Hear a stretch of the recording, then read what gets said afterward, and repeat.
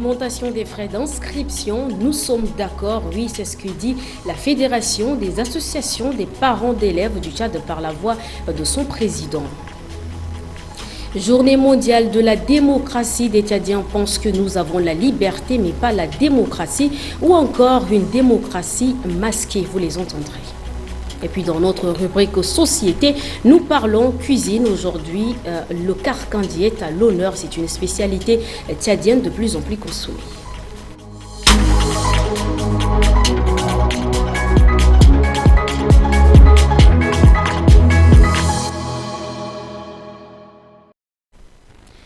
Bonsoir chers téléspectateurs et bienvenue si vous nous rejoignez.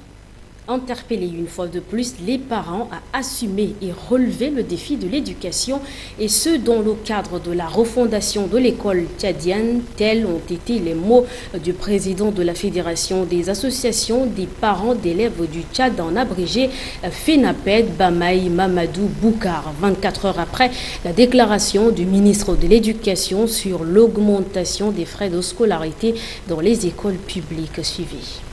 Il convient de préciser que ce paiement est flexible. Ce paiement est flexible.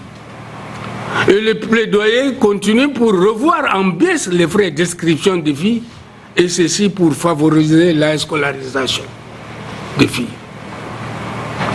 Une parfaite entente entre le MPC, le ministère de l'Éducation nationale, et la Fédération nationale des parents d'élèves, FENAPED, a été adoptée pour une gestion transparente et crédible des contributions des parents d'élèves. Désormais, nous disons désormais, les associations doivent être présentes dans toutes les écoles publiques pour contribuer efficacement à leur fonctionnement. L'annonce de l'augmentation des frais d'inscription a été faite hier par le ministre de l'Éducation lui-même, Moussa Kadam.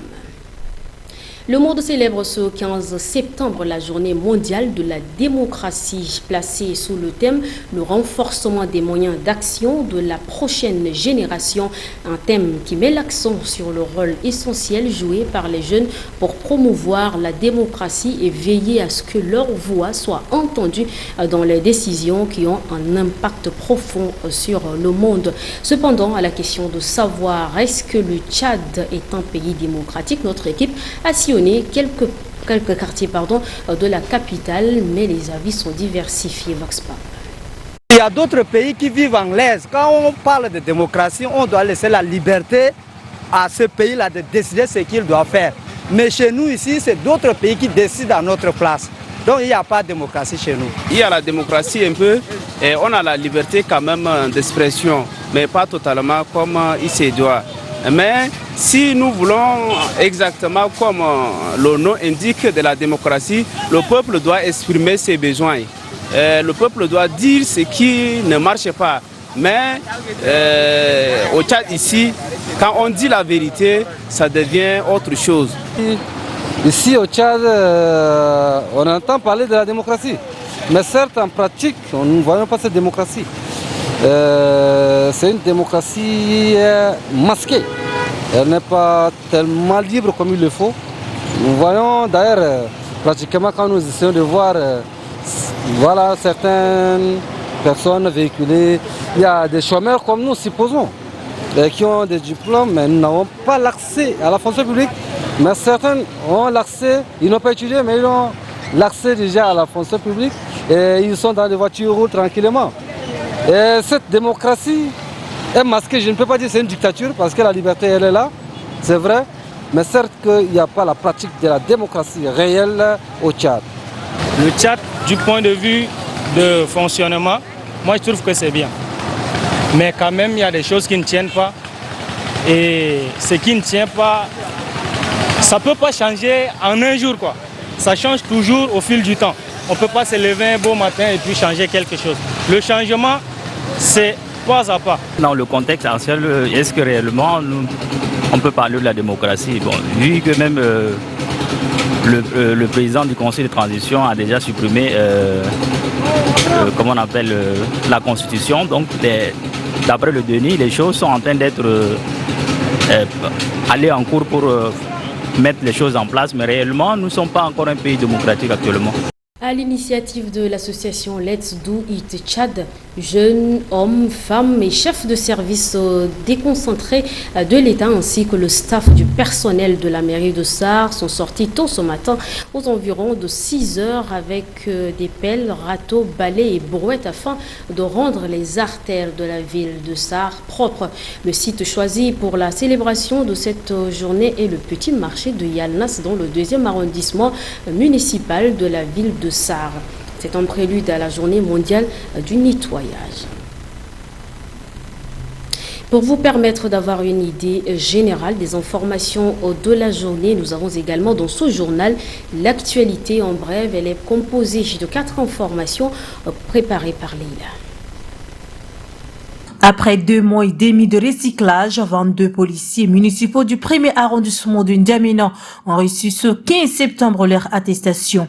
Ils ont été recyclés du 22 juin au 12 septembre sur la discipline, le code d'éthique et de déontologie de la police municipale. Ce fut simplement un rappel des domaines de compétences d'un agent municipal, les actions qui lui sont permises et celles interdites. Le travail de la police municipale est plus complexe, estime le formateur, le commandant Décodé Willabélé. Nous sommes une police de la ville de proximité. Vous devez être actif et cela passe par la formation. Un agent non formé est un danger, tranche-t-il. Le président de la Banque africaine de développement a appelé les investisseurs coréens à saisir les opportunités d'investissement inexploitées en Afrique, en particulier dans le secteur de l'énergie et de l'agriculture. C'est lors d'un forum qui se tient dans le cadre de la 7e conférence ministérielle de la coopération économique Corée-Afrique à Busan, la 2e plus grande ville de la Corée du Sud.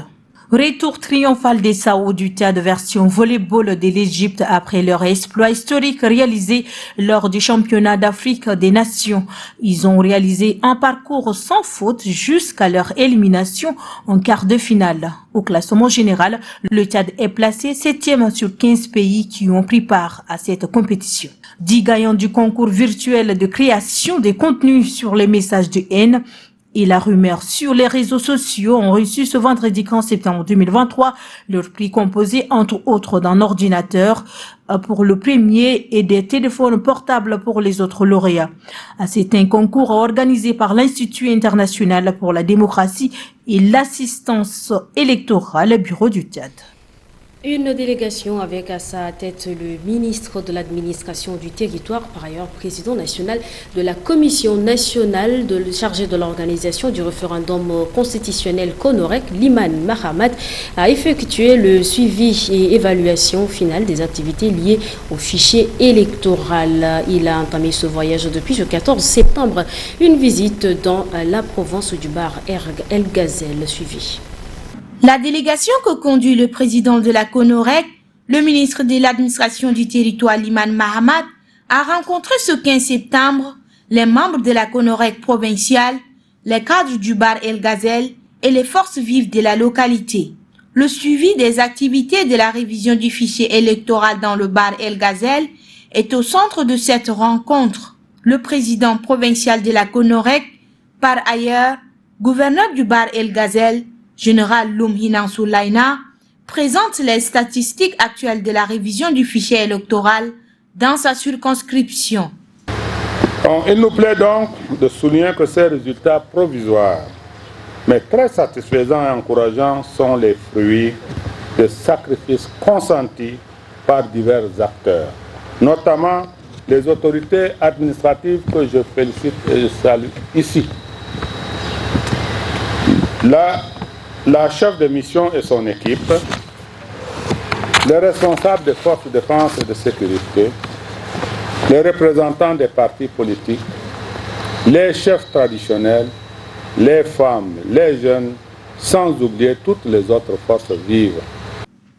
Le ministre Liman Mahamat, président national de la CONOREC, quant à lui, exprime son satisfaction relatif aux résultats de la CONOREC provinciale du Bahr El Ghazal. Votre attachement à votre terroir.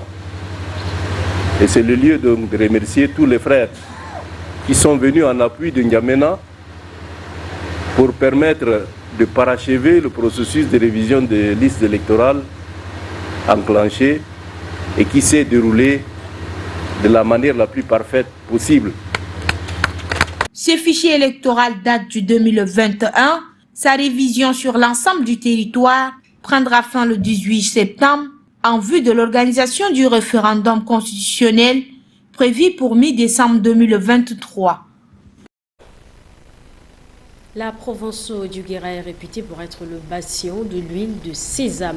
Notre équipe de reporters a fait immersion dans le groupement des femmes de Ridina spécialisées dans la production d'huile de sésame. Suivez leur reportage qui porte la voix de Judith Kamtar.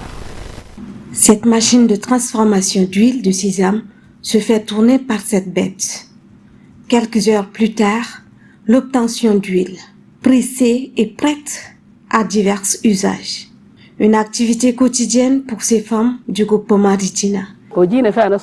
L'huile de sésame est utilisée pour le traitement de fertilité chez les femmes qui ont des difficultés à concevoir. Elle soulage la constipation. Souvent, on boit pour le traitement et aussi les remèdes pour d'autres maladies. On trempe le pied et on applique sur la tête pour le soulagement. C'est notre médicament et nourriture. On survit grâce au sésame dans notre groupement. La province du Guéra est réputée pour être le bastion de la culture du sésame, raison pour laquelle il était prévu l'implantation d'une mini-usine de transformation d'huile de sésame. Celle-ci n'a toutefois pas encore vu le jour. En attendant la construction de cette infrastructure, ces femmes font dans la transformation de manière traditionnelle. Cette activité permet à ces femmes de se prendre en charge et la charge de leur famille. Elle lance un appel au gouvernement de se pencher sur un appui à cette filière pour qu'elle évolue et ne pas rester à l'état rudimentaire. De plus en plus consommée dans nos foyers, l'oseille, appelée communément karkandi en arabe local, est une spécialité tchadienne qui relève de la diversité culturelle. Comment la prépare-t-on? Aimé Dolinassou s'est rendu chez maman Malabé pour apprendre quelques touches en cuisine afin de nous permettre une belle dégustation pour ce soir. Reportage. Nous sommes chez maman Malabé. Ce matin, elle va nous apprendre à préparer la sauce d'oseille, communément appelée karkandi en arabe local. L'oseille est une plante herbacée cultivée comme plante potagère pour ses feuilles considérées comme légumes. Très rapidement, elle nous montre comment préparer le karkandi. Ce matin, j'étais au marché, j'ai pris ma viande, j'ai pris mon oseille, une pâte d'arachide, mon noyon, ma l'ail et aucun mange et l'huile. Je suis rentrée, j'ai fait allumer le gaz, j'ai mis ma marmite dessus, j'ai mis mon huile, j'ai coupé mon noyon, j'ai mis. Et puis peu après, 10 minutes, j'ai pilé mon l'ail, j'ai mis dessus la marmite. Le choix du complément de cette sauce d'oseille peut être le riz ou la boule. Malabé préfère l'or blanc. Bon, l'oseille, on peut accompagner avec la boule, avec le riz. Ça dépend. Tout est fin prêt. Cette délicieuse recette tchadienne peut déjà être servie pour une bonne dégustation. Je peux goûter? Faut goûter. Ok. Ce plat, les Tchadiens en raffolent et il est en vogue à cette saison de pluie.